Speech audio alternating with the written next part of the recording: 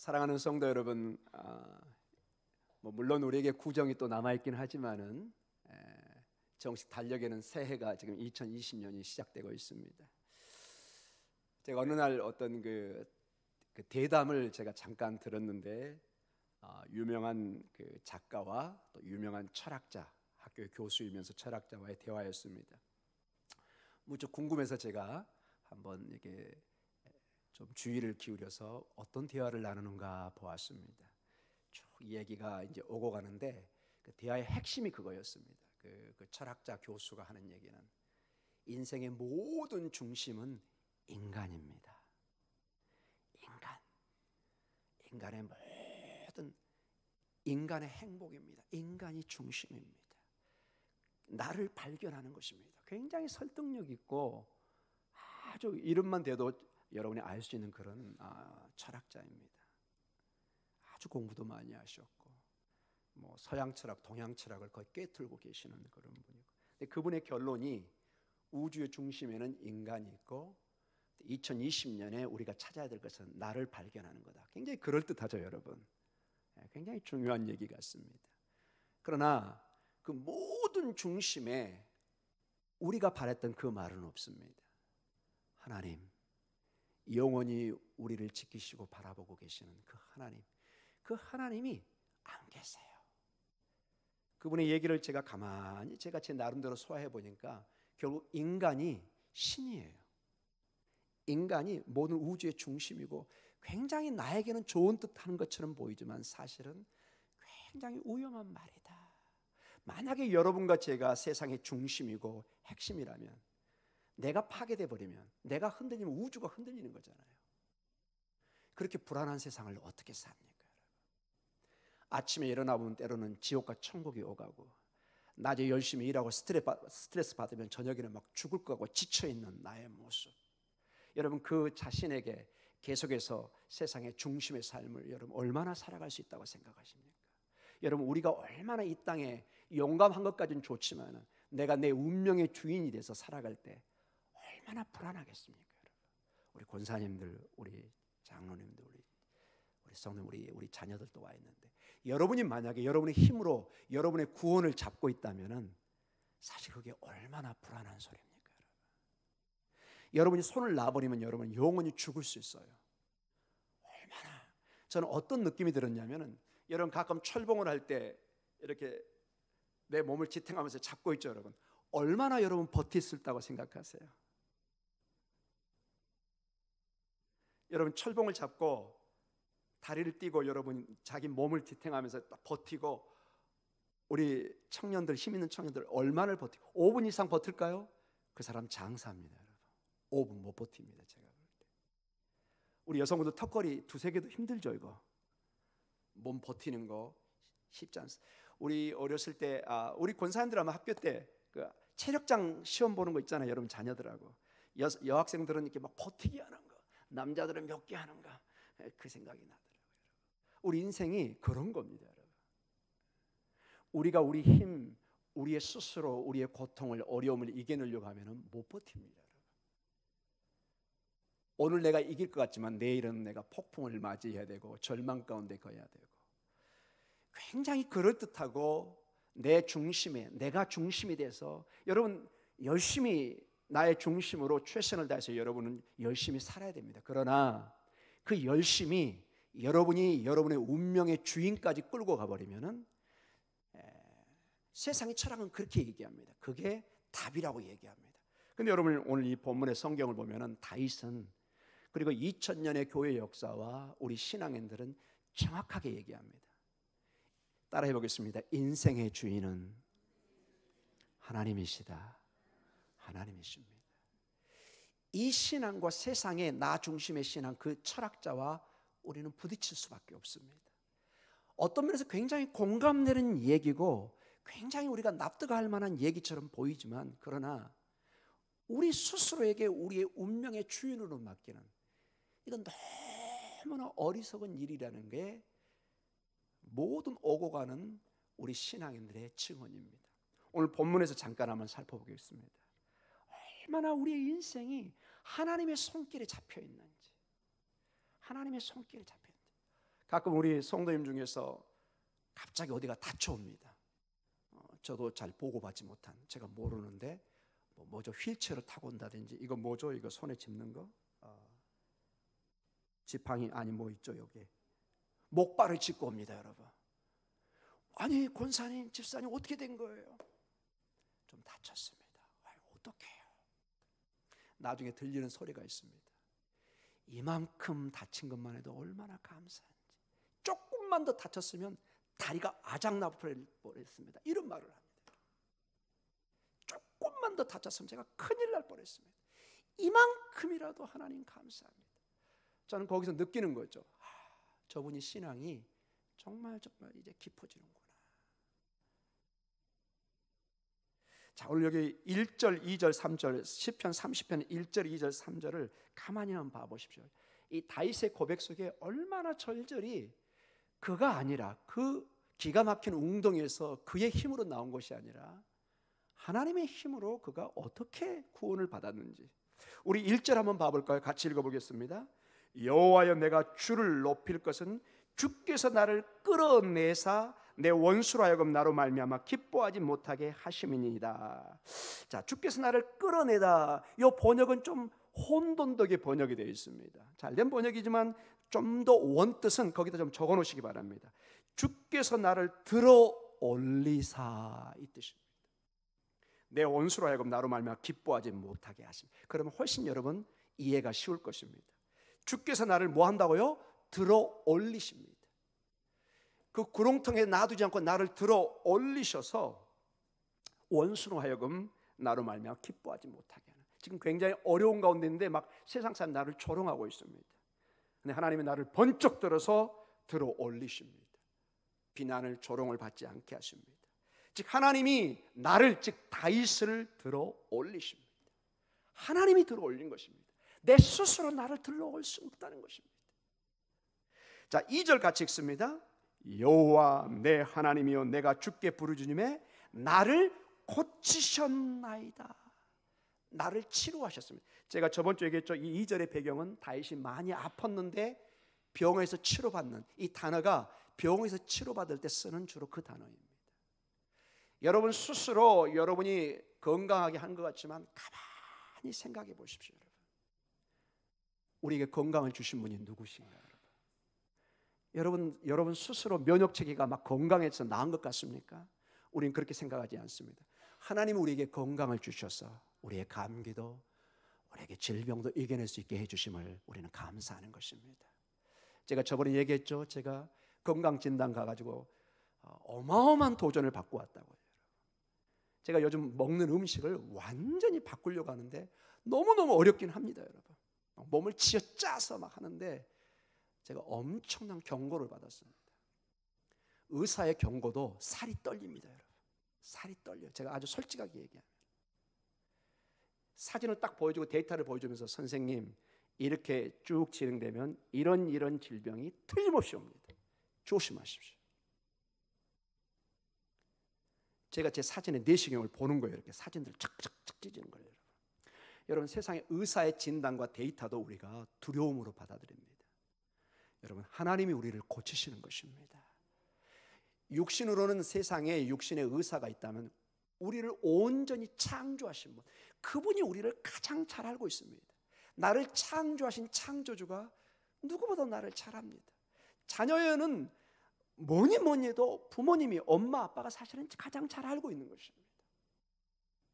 사랑하는 성도님, 여러분 2절에 보니까 나를 고치셨다.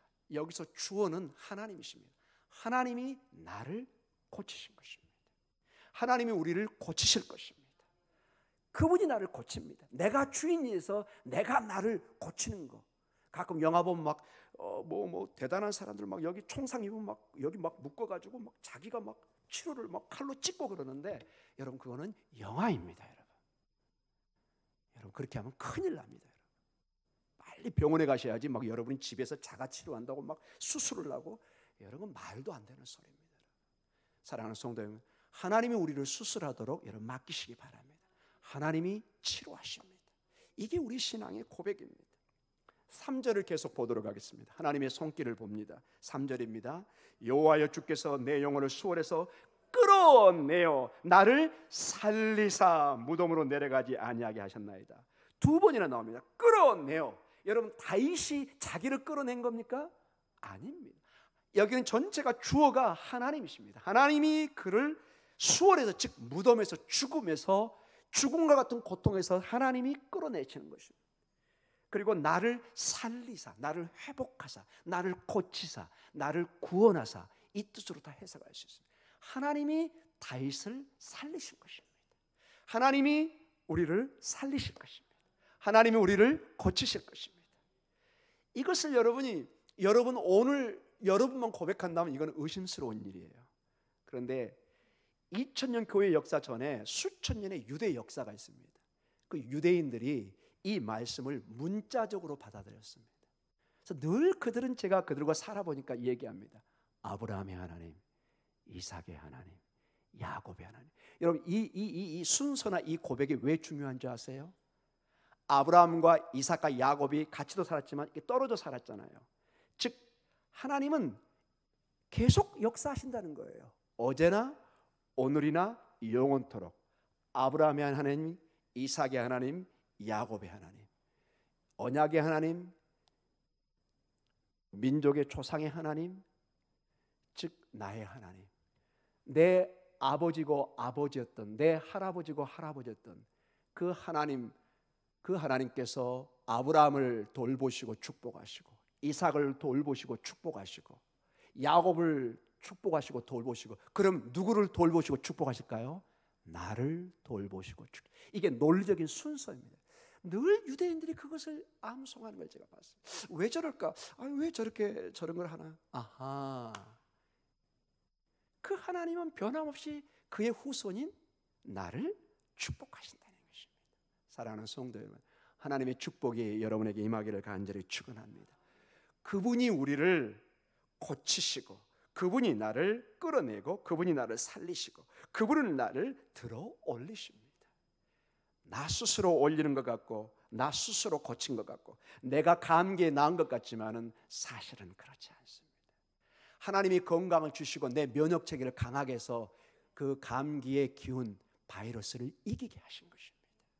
우리는 그렇게 믿는 것입니다. 사랑하는 성도 여러분, 항상 하나님께서 중심에 서 있습니다.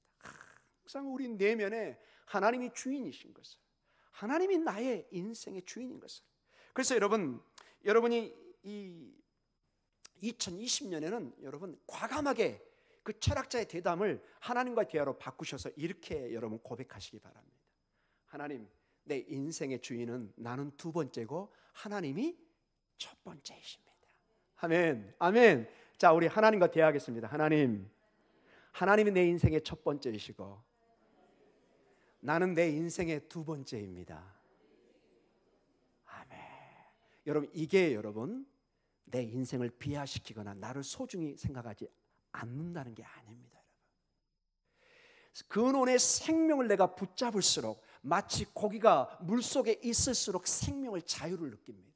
우리는 하나님께 속할수록, 하나님을 우리가 우선순위로 세울수록 내 자신이 높아지고, 내 자신이 건강해지고, 내 자신이 축복으로, 생명으로 가는 놀라운 영적인 비밀을 깨닫게 되는 것입니다.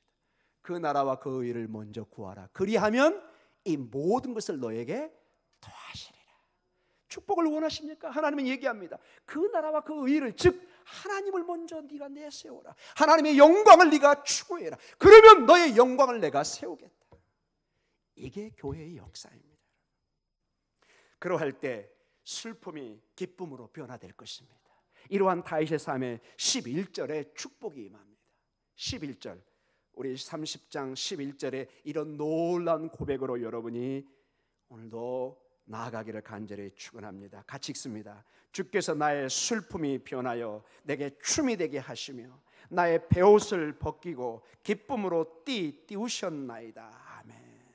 슬픔에 머물러 있지 않게 합니다. 하나님을 우선순위로 1번으로 세울 때 하나님을 나를 2번으로, 즉 나고자로 세우지 않고 오히려 하나님을 나를 1번으로 만드십니다. 내가 춤을 추게 합니다. 나의 베옷 즉 슬픔의 상징입니다. 이 옷을 벗어버리게 하고 기쁨으로 영광의 하나님의 승리의 구원의 고침에 여러분이 다 넣을 수 있습니다. 그러한 띠띠우게 하신다, 새롭게 하나님이 입히신다는 뜻입니다. 2020년은 하나님이 새롭게 입히시는 하나님의 기쁨의 옷이 여러분에게 입혀지기를 원합니다. 새로운 승리의 힘이 입혀지기를 간절히 원합니다. 이것이 복음의 능력입니다. 저는 그래서 이 11절을 좀 더 강화시켜서 전체적인 시편 30편의 가장 중요한 주제를 오늘 다루면서 설교를 마치기를 원합니다. 시편 30편은 굉장히 어려운 가운데, 시편이 고통 가운데 고백하는 것처럼 보이지만 사실 그 고통을, 어려움을 고백하려고 고백하는 것이 아니라 그 어려움 속에서도, 고통 속에서도, 그 질병과 아픔 속에서도 하나님의 끌어내심, 하나님의 고치심, 즉 궁극적으로 그 일을 하시는 하나님을 찬양하는 데 목적이 있는 것을 알게 됩니다. 시편 30편의 중심 주제는 따라해보겠습니다. 찬양입니다. 찬양입니다. 여러분, 대개 찬양은 여러분 이렇습니다. 여러분 가만히 생각해 보세요. 늘 노는 사람한테 휴가, 쉼은 의미가 없어요. 오히려 그 사람이 아픕니다. 여러분 계속 한 달 동안 쉬어보세요. 좋을 것 같죠? 아파요. 저는 2주 이상 쉬면 몸이 아프기 시작해요. 이상하게 안 돼요, 여러분. 그래서 은퇴하신 분들이 마냥 그냥 놓으시잖아요. 좀 죄송한 표현인데 빨리 돌아가십니다. 이상하게 몸이 그렇게 작동이 안 돼요, 여러분. 열심히 부지런하는 시골에서 뭐라도 이렇게 일하시는 분들이 훨씬 식사도 잘하시고 건강하세요. 하나님이 이상하게 그렇게 만드셨어요. 자, 늘 쉬는 사람이 휴가를 얘기하고 그런 사람 별 의미가 없어요. 찬양도 마찬가지입니다. 늘 아무 일도 없이, 아무 고통도 없는 사람이 찬양 별로 의미가 없어요. 왜? 간절함이 없어요. 근데 어려운 가운데 정말 기가 막힌 웅덩이에 한번 빠졌다가 나온 사람이, 호랑이에게 한번 쫓겼다가 나온 것 같은 그런 사람이, 어떤 폭풍을 한번 지난 사람이 막 폭풍을 지나왔습니다. 이 겨울에 추위를 다녀왔어요. 여러분 집에 오면 뭐가 가장 그리우세요? 따뜻한 안목. 지금이야 뭐 집안이 다 따뜻하겠죠. 옛날에는 저는 무조건 집에 들어가가지고 엄마가 해놓은 그 비밀을 알거든요. 이 밥 같은 거를 아랫목에다 이렇게 쌓아놓으셨어요. 우리 권사님들 좀 아시죠, 여러분? 저는 무조건 가가지고 거기를 막 이렇게 만지는 거예요, 이렇게. 그러면 이게 따뜻해져요, 여러분. 그 추위에 그 사람에게는 따뜻함이 필요합니다. 자, 시편 30편이 전반적으로 매우 어려운 다윗의 상황 속에 있는데 시편에 찬양이 나옵니다. 즉 고통 가운데, 폭풍우 가운데, 어려운 가운데 하는 찬양이 얼마나 값지고 소중한가를, 반대로 더 나아가서는 여러분이 어려울수록, 여러분이 힘들수록 무엇에 대해 집중해야 된다는 것을 도전하는 거죠. 찬양에 도전을 하셔야 됩니다. 어려울수록, 힘들수록 의도적이라도 여러분 찬양하셔야 됩니다. 마치 그 철학자, 제가 보았던 대담처럼 인간에게 집중하십시오. 계속 그 주제가 그걸로 흘러가더라고요. 저는 그걸 따와서 여러분 하나님을 찬양으로 나아가시기 바랍니다. 놀랍게도 하나님을 찬양하면은 우리 안에 알 수 없는 신비한 힘이 생깁니다. 나는 안 되고, 나는 부족하고, 나는 죽을 것 같은데 놀라게 내 영혼이 얘기합니다. 지나가, 너는 살 수 있어. 너는 할 수 있어. 너는 변할 수 있어. 너는 하나님이 축복하실 거예요.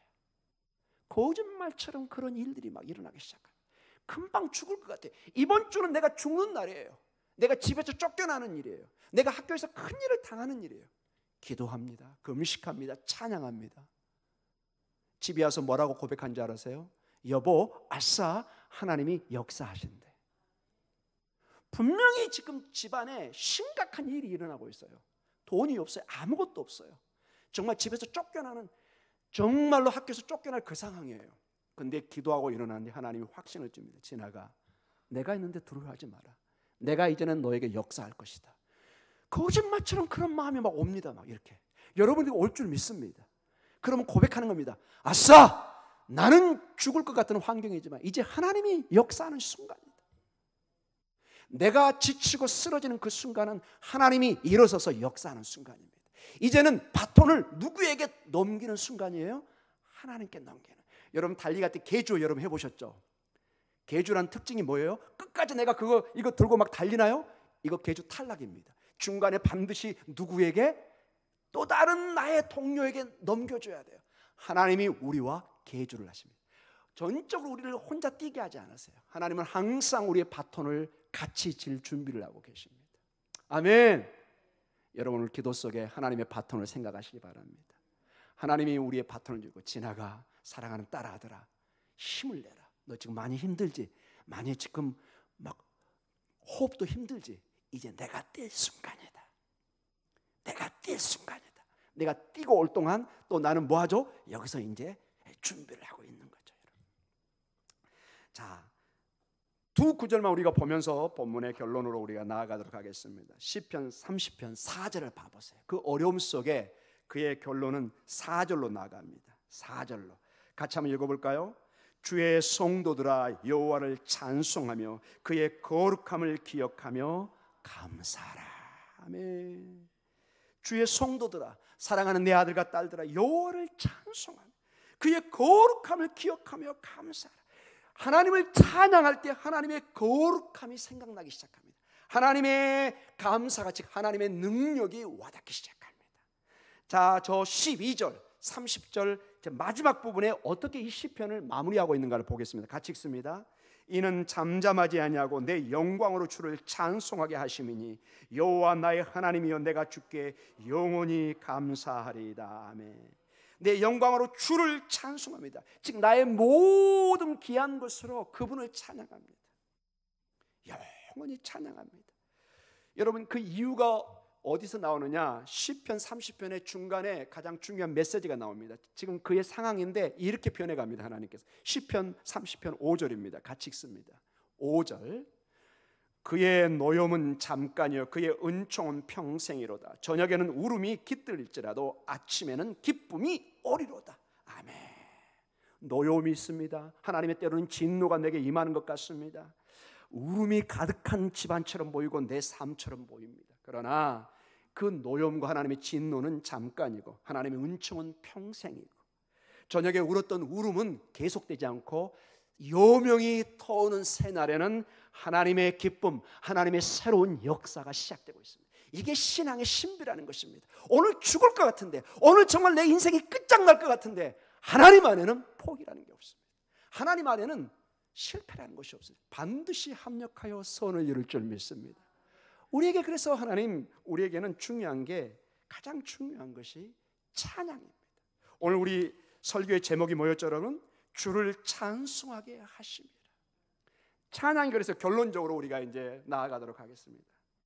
여러분, 찬양이 왜 그렇게 중요할까요? 왜 그렇게 중요할까요? 여러분, 사실 하나님은 그 어떤 것도 필요하지 않습니다. 하나님은 그 자신이 모든 것 자체가 하나님은 스스로 계십니다. 출애굽기 3장 14절에 나는 나다. 나는 스스로 있는 자이다. 하나님은 자족하십니다. 어떤 것도 필요하지 않습니다. 하나님은 온 우주, 그 광활한 우주와 그 미세한 세포, 그 모든 것의 주인이십니다.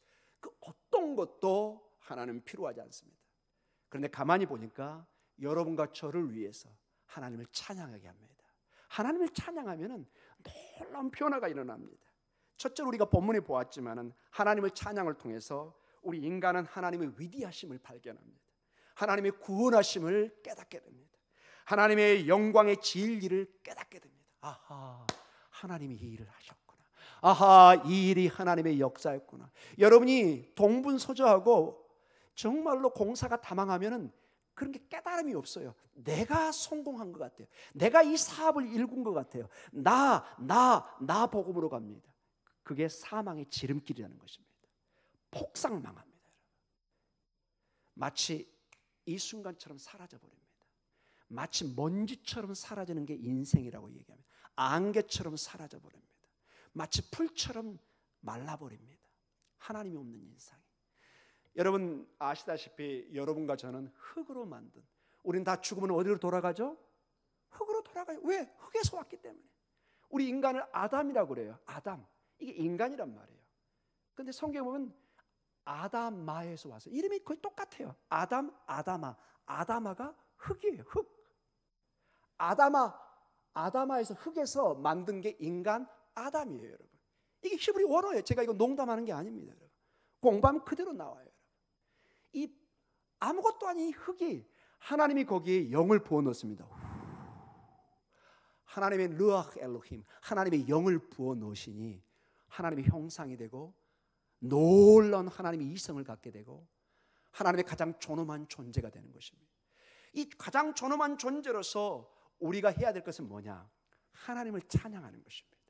하나님을 찬양하면은 이 하나님의 놀라운 신비의 역사들이 깨달아집니다. 그리고 마땅히 내가 찬양해야 될 것을 알게 되는 것입니다. 하나님을 찬양하지 않으면 대신에 나 중심의 신앙, 나 중심의 철학이 나옵니다. 결국 나. 여러분 궁극적으로 여러분 우상이라는 게 뭔지 아세요? 여러분 우상 아이돌이라고 합니다. 히브리 원어를 깊이 공부해 보면은 하나님의 형상이란 말이 동일하게 우상이란 단어와 동일한 이 젤렘이란 말이 동일하게 우상으로도 쓸 수 있습니다. 우리 인간이 하나님을 섬기면 나는 하나님의 형상이 되는 거예요. 근데 동일하게 우리가 나를 중심으로 세상에 가면 이 하나님의 형상은 동시에 이 같은 단어예요. 똑같은 단어인데 우상으로 변해버립니다. 우리가 하나님을 찬양하면 우리는 온전히 나의 정체성과 온전한 나를 발견하고 하나님의 형상으로서 존엄성을 갖게 됩니다. 그러나 나 중심으로 나의 근본된 주의를 버려버리면 그때부터 나는 흙이요 껍질 뿐이에요. 사나 죽은 것입니다. 여러분 죄가 들어온 다음에 아담은 사나 사는 게 아니에요. 하나님과 교제가 끊어진 인생은 사실은 인생이 아닌 것을 보게 됩니다. 우리가 유명한 그 말씀 있죠, 여러분. 우리 한번 볼까요, 여러분? 이사야 43장 21절. 아마 전사님 그 본문이 있을 것입니다. 이사야 43장 21절. 우리 같이 읽어보겠습니다. 이 백성은 내가 나를 위하여 지었나니 나를 찬송하게 하려 함이니라. 여러분 이 말씀은 꼭 외워두세요, 여러분. 그 이사야 그 중요한 말씀이 있는데 43장 21절에 이 백성은 내가 나를 위하여 지었어. 지은 목적이 뭐냐? 나를 찬송하게, 찬양하겠다. 동일한 말이에요. 이스라엘 민족의 가장 중요한 하나님이 선택하고 만드신 이유가 뭐냐? 하나님을 찬송하게 하는 것입니다. 이것은 동일하게 여러분과 저에게 해당되는 것입니다. 우리가 하나님을 찬양할 때 신비한 일들이 일어납니다. 신비한 일들이 일어납니다. 가끔 보면 여러분 중요한 행사들, 잔치에 꼭 여러분 뭐가 주로 있죠, 여러분? 여러분이 큰 잔치가 있어요. 국가의 큰 행사가 있어요. 꼭 누구를 부르죠? 가수들, 아이돌이나 요즘 가수를 부르죠, 여러분. 그 중요한 행사에 노래를 통해서 뭐 하죠? 그 자리를 빛내게 합니다. 여러분 저하고 동의를 안 하시는 것 같네요. 너무 확실히 동의가 돼서 침묵하시는 거죠, 지금. 여러분. 중요한 행사에 보면 대부분이 슬픈 노래든 기쁜 노래든 가수들이 노래를 하게 합니다. 세상 사람도 어느 정도 아는 거예요. 이게 흥을 돋구고 그 모임의 중요한 그 부분에 이 노래가 자리 잡고 있다는 것을 너무 잘 알고 있는 거예요. 아마 이 영적인 것을 그들이 나름대로 배운 것 같아요. 우리 신앙의 찬양은 전부입니다. 2020년은 이 하나님을 찬양하는 그러한 여러분의 삶이 되기를 간절히 축원합니다. 여러분, 우리의 환경을 때로는 내가 선택할 수가 없어요. 여러분이 회사 가가지고 사장님 내 말도 안 해주면 혼나실 거예요. 이렇게 얘기하면 여러분 편지 날라옵니다. 집에서 쉬세요. 이렇게 나옵니다. 여러분이 선택할 수 없는 게 너무 많습니다. 제가 선택할 수 없는 게 너무 많아요. 그런 환경이 줄비합니다. 여러분 마음대로 내가 원한다고 뭐 유학을 가고 뭐 큰 회사에 들어가고 됩니까? 안 됩니다. 여러분의 인생의 대부분은 여러분이 선택할 수 없는 게 너무 많아요. 그런데 신앙으로 여러분이 선택할 수 있는 게 있어요. 예배는 내가 선택할 수 있습니다. 찬양으로 나아가는 것은 여러분이 반응할 수 있습니다. 사랑하는 성도 여러분, 가장 강력한 무기인 기도로 찬양으로 주님 앞에 나아가시기 바랍니다. 그러면 주님이 여러분을 들어 쓰실 줄 믿습니다. 내가 이 백성을 나를 찬양하기 위해서 만드셨다. 그 백성들이 하나님을 찬양할 때 하나님은 그 나라를 지키시고 보호했던 것을 알게 됩니다. 이스라엘 백성이 이 찬양을 멈추고 우상하게 나갈 때 하나님은 아수르를, 바벨론을, 해초를 사용해서 그들을 치시고 멸망의 자리로 가게 하는 걸 보게 됩니다. 우리는 하나님의 찬양으로 예배로 남아있을 때는 하나님은 반드시 하나님의 때에 우리를 축복할 줄 믿습니다. 이건 하나님의 약속이십니다. 약속이라는 것은 반드시 이행한다는 뜻입니다. 하나님의 약속은 변개치 않습니다. 오늘도 이러한 믿음으로 승리해가는 여러분의 삶이 있기를 간절히 축원합니다.